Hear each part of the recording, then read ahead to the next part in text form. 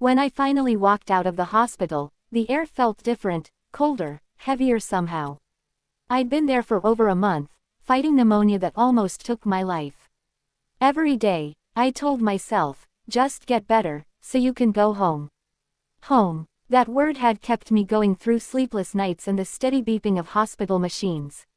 I missed my old wooden porch, the scent of my garden after the rain, and the way sunlight streamed through my living room window every morning. My son, Daniel, had visited a few times while I was sick. Each time, he'd say, "Don't worry, Mom. Just focus on getting better, everything's fine at home." And I believed him. He was my only child, after all, the one I'd raised alone after his father passed away 10 years ago. When I finally got out, Daniel insisted on picking me up. But he seemed distant. He didn't hug me the way he used to, just a polite pat on the shoulder. On the drive home, I noticed he avoided eye contact, his hands gripping the steering wheel too tightly. "Everything okay, honey?" I asked softly. "Yeah, Mom, just tired from work," he muttered. But there was something in his tone, guilt, maybe. I couldn't place it then. When we turned the corner to my street, I noticed something strange right away. The gate was painted a different color. My heart skipped. Maybe he did some fixing up while I was gone, I thought hopefully. But as we pulled into the driveway, a sick feeling began to grow in my stomach. There were new curtains in the windows, not mine. And when I looked closer, I saw shoes lined up neatly on the porch, too many of them, and none that belonged to me. Before I could say a word, the front door opened, and a woman I barely knew stepped out, holding a baby on her hip. She smiled politely and said, "Oh, you must be Daniel's mom." My legs went weak. I gripped the car door for balance as I stared at her, at the house that was supposed to be mine.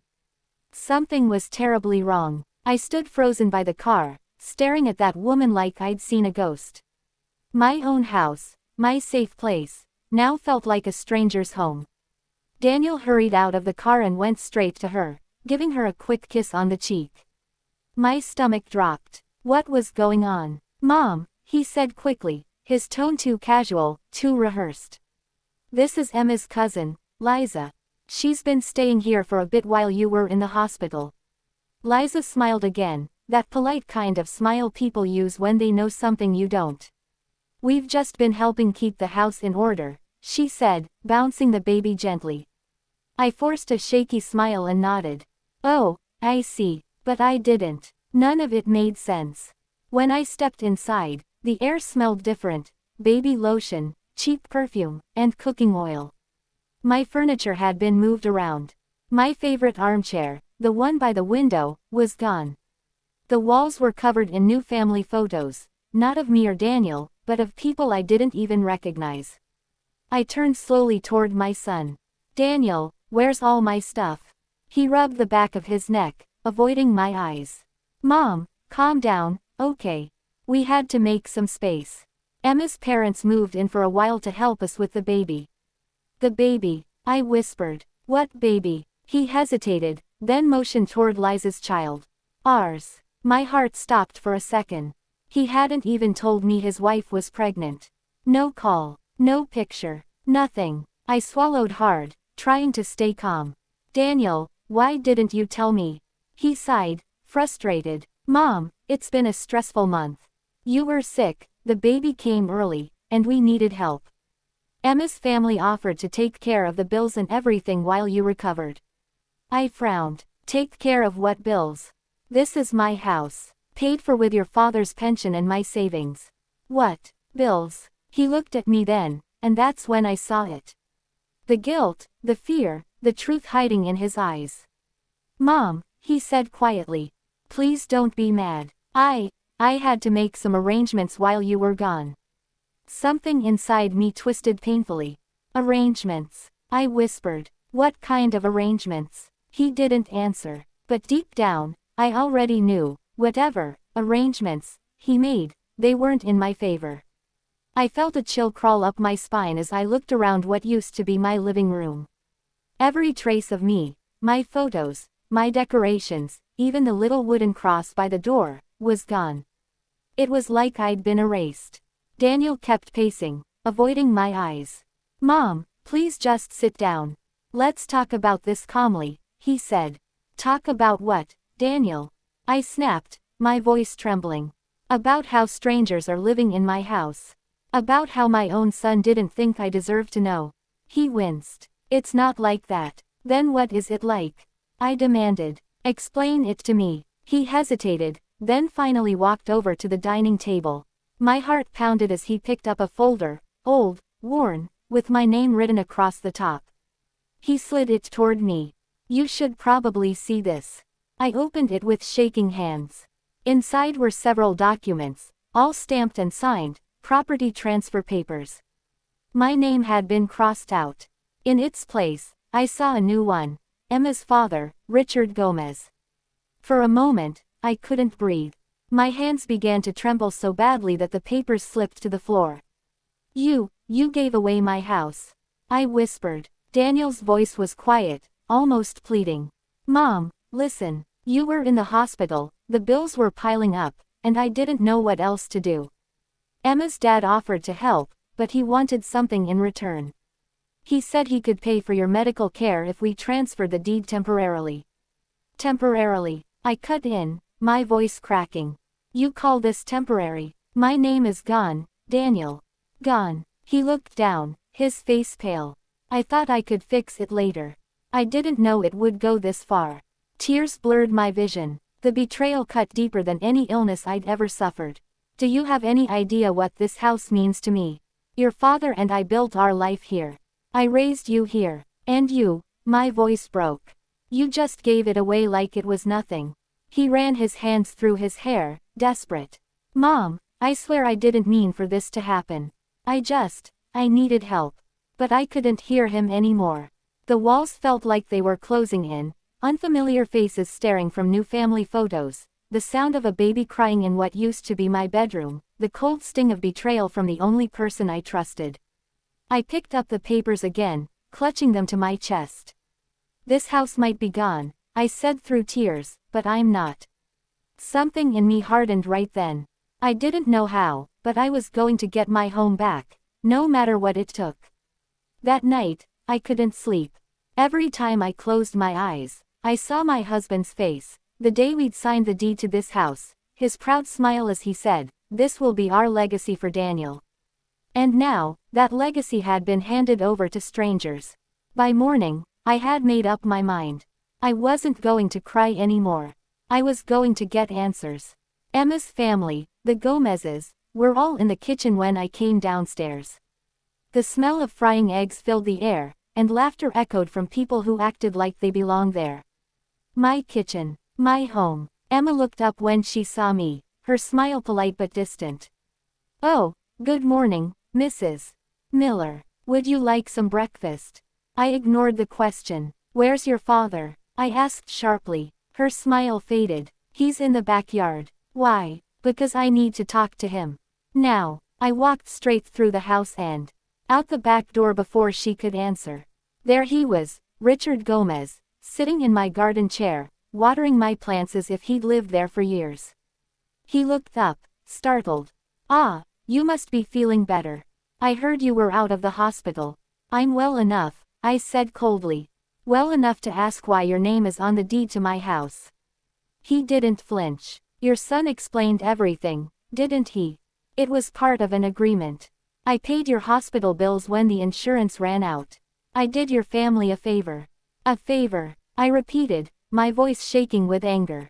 You bought my home while I was fighting for my life. He sighed, leaning back. Mrs. Miller, your son was desperate. He came to me for help. I didn't force him. He signed willingly. All the documents are legal. I felt my hands clench into fists. You took advantage of him. You knew he was scared. You knew I wasn't in any state to give consent. Maybe, he said calmly.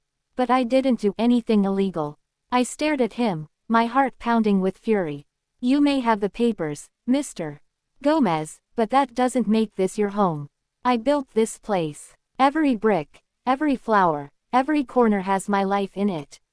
And I'm not leaving. He gave me a small, almost amused smile. Then I suggest you talk to your son. Because as far as the law is concerned, this house is mine now. I walked back inside trembling, not from fear, but from rage. Daniel was standing by the door, having heard every word. "Mom, please," he began. I turned to him, tears streaming down my face. "You sold me out, Daniel. For a hospital bill. For a man who's now sitting in your father's chair." He tried to speak, but I held up my hand. "No, I'm done listening. If you won't fight for this house, I will." And in that moment, I knew, this wasn't just about a home anymore. It was about dignity, love, and betrayal. The next morning, I left before anyone in the house woke up. The sun was barely rising, and the air was cold enough to sting my lungs, but it didn't matter. I had one mission now: find out exactly how that man had taken my home. I took the old bus downtown to the county records office. The same building where, years ago, my husband and I had signed the papers that made this house ours. I remembered how proud we'd been, standing side by side, holding the key for the first time. Inside, the clerk looked up when I approached the counter. "Good morning, ma'am. How can I help you?" "I need to see property transfer records for my address," I said, sliding a folded piece of paper across the counter. "The transfer happened recently. I'm the original owner." She nodded and began typing. After a few minutes, she frowned slightly. "Yes, I see it here. The deed was transferred 1 month ago to a Richard Gomez." My stomach turned. "Can I see the documents?" She handed me a copy. And there it was again, my signature. Except, something looked off. The handwriting was similar, but not quite mine. The curves of the letters were different. Too neat, too deliberate. I felt my heart start to race. "This isn't my signature," I whispered. The clerk looked uncomfortable. "I'm sorry, ma'am, but it's what we have on file." The notary verified it. I stared at the name of the notary, Ellen M. Carter. I recognized it immediately. She was a family friend of the Gomez's. I'd met her once at Daniel's wedding. I left the building with the papers clutched tightly in my hand. My legs were shaking, but my mind was clear for the first time in weeks. Back at the bus stop, I dialed a number from an old business card I kept in my wallet, Mr. Harris, a retired lawyer who had helped my husband with pension paperwork years ago. He answered on the third ring.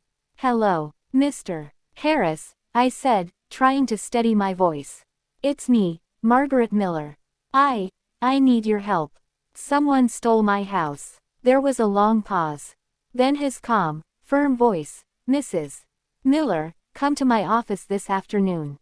Bring every document you have." When I hung up, I felt a strange mix of fear and hope.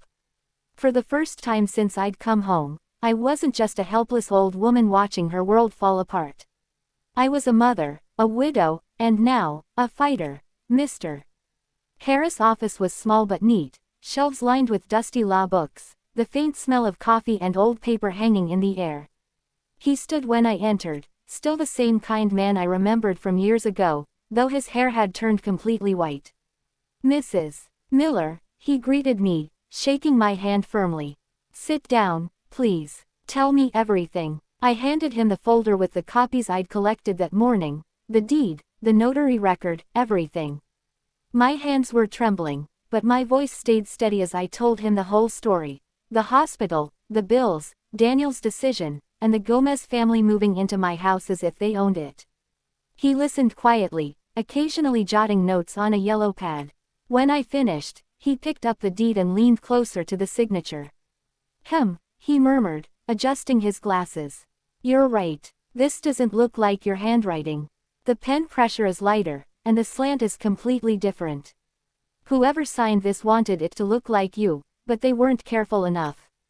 My heart pounded. "So, you think it's fake?" He looked up at me. "I don't think, I'm almost certain. But to prove it, we'll need a forensic handwriting expert. And if we can show that the notary was involved, this could become a criminal case. Fraud, forgery, even property theft." I felt my throat tighten.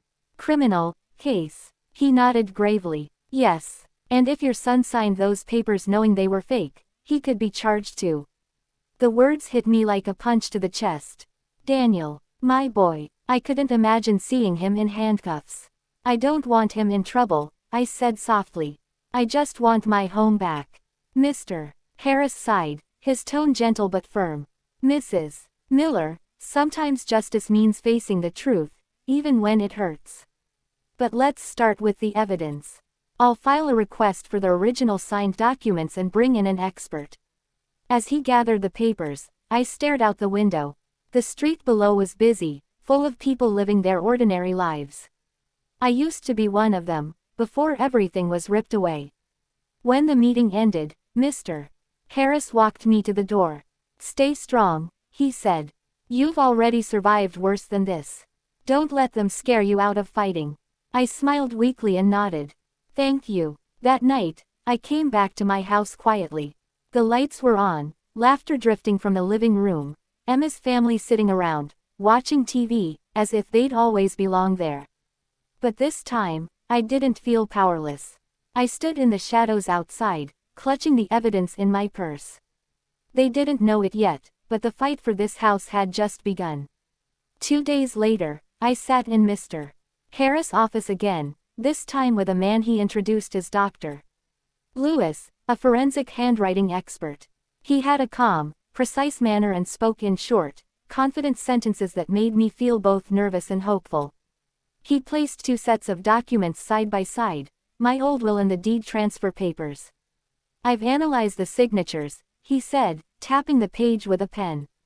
There are clear inconsistencies. He pointed to the loops in the letter M of my name. In your genuine signature, the loops are tighter and more angular. Here, they're broader. Someone tried to imitate your style but didn't understand the rhythm of your handwriting.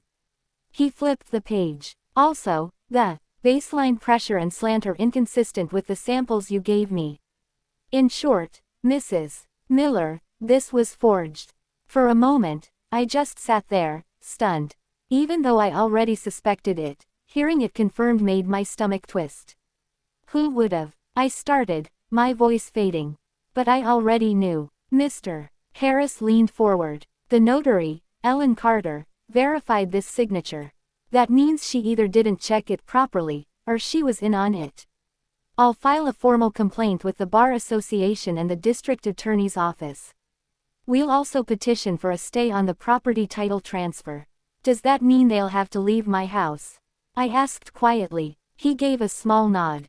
If the court accepts the petition, yes, at least until the investigation is complete. That night, I came home with a small spark of hope burning inside me. But as soon as I stepped through the door, Daniel was waiting in the hallway, his face pale and drawn. Mom, he said, his voice shaking. We need to talk. I sighed and set my purse down.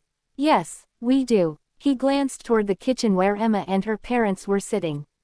Then he lowered his voice. They know you went to a lawyer. Emma's father's furious. He says if you don't stop, he'll what? I asked, staring straight at him. Throw me out of my own house. Daniel looked down, ashamed. Mom, please. I didn't mean for any of this to happen. I thought it was just a temporary deal. I didn't know about the forgery. I swear. I wanted to believe him. I really did. Then why didn't you tell me the truth sooner? He rubbed his face with both hands. Because I was scared. I was drowning in debt. The hospital bills, the baby, everything. And when Mr. Gomez offered to help, I thought he was saving us. I didn't realize I was handing over everything you built.